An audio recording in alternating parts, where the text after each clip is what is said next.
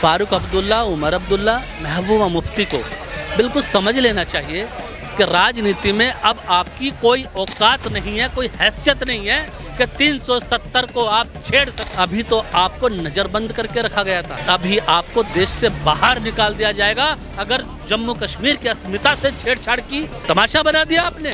जम्मू कश्मीर का जो नाश किया है स्टार्टिंग से, ये किसने किया है?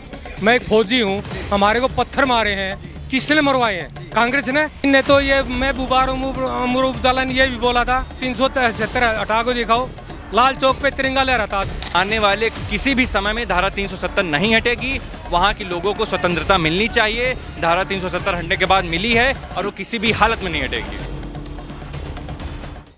उमर अब्दुल्ला आप जानते हैं, पूर्व मुख्यमंत्री हैं जम्मू एंड कश्मीर के। उन्होंने एक बयान दिया कि हमारी सरकार बनती है तो जो 5 अगस्त 2019 को हमसे छीन लिया गया है उसको हम वापस ले लेंगे, उसको हम वापस से बहाल कर देंगे। वो बात कर रहे थे 370A और 35A की। क्या कहना चाह रहे हैं इस बयान को? देखिए, पहले तो उसकी सरकारें नहीं आने जा रही है, उसका जमानत जब्त हो जाएगा। और 370 धारा हटाने के लिए कोई माई का लाल पैदा नहीं हुआ है कश्मीर में जो 370 को हटा दे। महबूबा ने क्या बोला था? बोला था कि 370 धारा हटेगा तो पता नहीं किसके हाथ में कौन झंडा होगा, हमें नहीं कहना। इतना बड़ा उन्होंने धमकी दिया था। महबूबा का धमकी कहाँ चला गया? पाकिस्तान में चला गया। ये हो ही नहीं सकता है जो आप पूछ रहे हैं हमसे। मैं चाहे खड़गे की बात करूं, खड़गे जी ने भी बयान दिया कि भैया हमारी सरकार बनती है अगर जम्मू कश्मीर में तो हम पूरे देश पर कब्जा कर लेंगे। खड़गे साहब ने बयान दिया। खड़गे साहब का हाल नहीं देख रहे हैं कि राहुल जी का कितना बुरा हाल हो गया? अगर राहुल जी बहुत खुश होंगे कि यूपी में हमारा 37 से MP जीत के आ गया है तो उनकी गलतफहमी है। ये बीजेपी के टिकट बंटवारा में उल्टा सीधा हो गया, उसका नतीजा है। अब फिर चुनाव जब होगा 2029 में, देखिएगा उनकी जमानत जब्त हो जाएगी, सपा वालों के भी। खड़गे साहब का अब नहीं चलने वाला है। देखिए, इस देश में जब तक नरेंद्र मोदी चाहेंगे तब तक प्रधानमंत्री रहेंगे। ये मैं नहीं बोल रहा हूँ, आप यहाँ सर्वे करके देख लीजिए। हम कोई उनके पार्टी का भी नहीं है, लेकिन उनके कानून से, उनके नियम से, उनके व्यवहार से, उनके काम से हम खुश हैं। देखिए, राहुल गांधी वहाँ पे फारूक अब्दुल्ला के प्रचार के लिए गए हैं। तो कांग्रेस का तो अस्तित्व है ही नहीं अब, क्योंकि कांग्रेस को जनता ने जम्मू कश्मीर की खदेड़ के भगा चुकी है। देश की जनता भी इनको 2014 से दौड़ा के भगा रही है। जिस तरह से जम्मू कश्मीर के अंदर हमारे नरसंहार किया, वहाँ पे आज उसी चीज़ को याद करते हुए जम्मू कश्मीर की जनता चुनाव के अंदर अपनी भागीदारी सुनिश्चित करेगी और वहाँ पर पूर्ण बहुमत से भारतीय जनता पार्टी की सरकार बनाकर स्थापित करेगी। इसमें कोई संदेह नहीं है। फारूक अब्दुल्ला, उमर अब्दुल्ला, महबूबा मुफ्ती को बिल्कुल समझ लेना चाहिए कि राजनीति में अब आपकी कोई औकात नहीं है, कोई हैसियत नहीं है कि 370 को आप छेड़ सको। अभी तो आपको नज़रबंद करके रखा गया था, अभी आपको देश से बाहर निकाल दिया जाएगा अगर जम्मू कश्मीर की अस्मिता से छेड़छाड़ की, जम्मू कश्मीर के रहने वाले नागरिकों के जो अधिकार हैं उनसे छेड़छाड़ की। बहुत जिम्मेदारी से बोल रहा हूँ आपके चैनल के ऊपर मैं इस बात को। तमाशा बना दिया आपने। कानून पास करती है देश की संसद, और देश की संसद में जो सांसद चुनकर भेजती है वो देश की 140 करोड़ जनता भेजती है। आप देश की 140 करोड़ जनता का अपमान कर रहे हो। 370 में हम छेड़छाड़ कर देंगे, हम ये कर देंगे। अगर इतने ही तुम दूध के धुले थे तो जब पत्थरबाजी होती थी तब कहाँ थे? और आज पत्थरबाजों को मोदी सरकार पकड़ कर जेल में डाल रही है।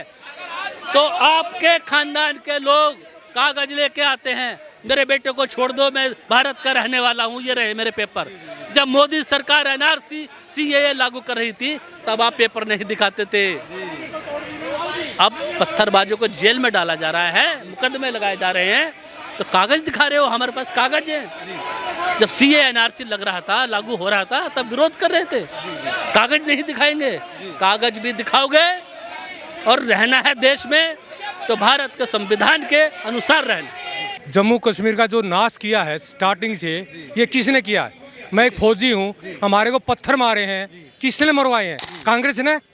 ये शेर का बीज आ गया जो यहाँ आज 4 जेल में पड़े हैं। नाइट में के आतंकवादी के लिए कांग्रेस को खुलवाती है हाई कोर्ट, सुप्रीम कोर्ट। ये कहाँ है? ये विदेश में जाके पप्पू क्या बोलता है? क्या बोलता है हमारे देश के लिए? देश का बिल्कुल संविधान खत्म हो गया है, देश में कुछ नहीं है। इंडिया में ये हो गया, इंडिया में ये हो गया। एक गरीब माँ का बेटा दिन रात मर रहा है, किसके लिए? हमारी संतानों के लिए, आने वाले टाइम में हमारी पीढ़ी को ताकि लैपटॉप मिले। ये क्या कर रहे हैं, हमारी आने वाली टाइम में हमारी पीढ़ी को ये भीख का कटोरा देंगे। इनने तो ये मैं बुबार अमरूबदला ने ये भी बोला था 377 हटा को दिखाओ, लाल चौक पे तिरंगा लहरा था आज। क्या बोला था इन्हें, ये पाकिस्तान चले जाओ मेरे भाइयों, देश के अनाज खाते हैं, देश की मिट्टी में रह रहे हैं, इसका गुणगान करो, पाकिस्तान का क्यों गुणगान कर। मोदी जी से रिक्वेस्ट करता हूँ, कानून ऐसे ला दो हमारे देश में, हमारा देश सुधर जाएगा, नहीं तो हमारा देश में बहुत बुरी हानि है। बस देखिए, ये वही लोग हैं जो समर्थन करते भारत तेरे टुकड़े होंगे इंशाल्लाह इंशाल्लाह। ये वही समर्थक लोग हैं जो भारत को, जम्मू कश्मीर को अलग करना चाहते हैं, जम्मू और कश्मीर को पाकिस्तान का अभिन्न अंग मानते हैं। लेकिन मोदी जी की अध्यक्षता में कभी नहीं होने वाला। बीजेपी ने शुरुआत से कहा है हम जब भी सत्ता में आएंगे धारा 370 हटाएंगे। बीजेपी ने वो किया, धारा 370 हटी है। बीजेपी विधानसभा चुनाव में सरकार बनाएगी और आने वाले किसी भी समय में धारा 370 नहीं हटेगी। वहाँ के लोगों को स्वतंत्रता मिलनी चाहिए। धारा 370 हटने के बाद मिली है और वो किसी भी हालत में नहीं हटेगी। खड़गे जी जीते तब तो ना, कैसे जीतेंगे। ये नेहरू जी की देन है कि जम्मू कश्मीर इतना त्रस्त रहा। नेहरू जी की देन है कि उन्होंने स्ट्रेटजी के तहत वहाँ धारा 370 का प्रावधान किया, एक राज्य में 2 झंडों का प्रावधान किया, उसे भारत राज्य से हमेशा अलग रखा। अब जब जम्मू कश्मीर की आज़ादी, जम्मू कश्मीर को आज़ादी इतने संघर्षों के बाद मिली है तो उसे फिर से उसी पिंजड़े में डालना चाहते हैं? बिल्कुल नहीं होगा। पहली बात तो खड़गे जी चुनाव जीतेंगी नहीं। बीजेपी पूर्ण बहुमत से सरकार बनाएगी, लोगों को उसी तरीके से आज़ादी देगी जिस तरह के यूपी पंजाब के लोग आज़ादी का लुत्फ़ उठाते हैं। वहाँ के लोगों के लिए भी स्कूल होगा, कॉलेज होगा, आम सुविधाएं भी होंगी और वहाँ के लोग स्वतंत्र रूप से आज़ाद होंगे। 370-35 से क्या कहते हैं, ये जो हटाया गया है सुप्रीम कोर्ट का आदेश हटाया गया है। और सुप्रीम कोर्ट से क्या अमरूबदुल्ला बड़े हैं, क्या वो सुप्रीम कोर्ट को आदेश दे सकते हैं कि आप इसको हटा दीजिए? तो इसका मतलब हमारे अगर वो आदेश दे सकते हैं और सुप्रीम कोर्ट के लिए पीछे हट जाता है तो हमारी न्यायपालिका ध्वस्त हो चुकी है। और सुप्रीम कोर्ट अपनी जगह अडिंग रहता है तो हमारी न्यायपालिका आज भी दुरुस्त है और अपनी न्यायपालिका पे हमें भरोसा रखना चाहिए। वो किस एजेंडे पे कब्जा कर सकते हैं भारत पे? क्या कहते हैं, वहाँ से पाकिस्तानियों को ला करके आतंकवाद फैला के क्या इस तरह से कब्जा करना चाहते हैं? तो ये उनकी विचारधारा बहुत गलत है। इस तरह से वो भारत के अंदर कब्जा नहीं कर सकते हैं। यहाँ डेमोक्रेसी है, हर इंसान अपने तरीके से जीना चाहता है और जी सकता है। तानाशाही किसी की नहीं चल सकती है।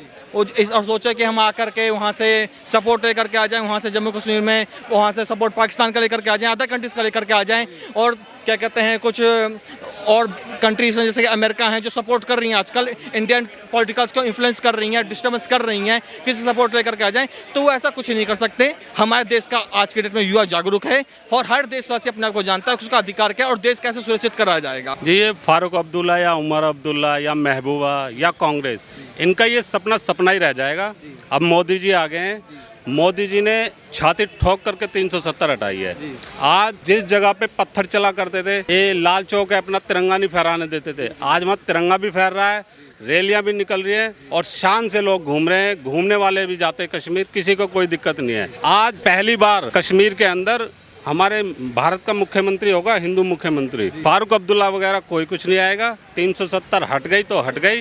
ये मोदी जी हैं, अमित शाह, ये जो कह दिया वो करके दिखाते हैं। अमित शाह और बीजेपी मैंने पहली पार्टी ऐसी देखी जो कहते वो करके दिखाते। इन्होंने कहा हट गई तो हट गई, कोई माई का लाल नहीं ला सकता दोबारा, और वो है, हमें पूरा विश्वास है इस चीज़ पे।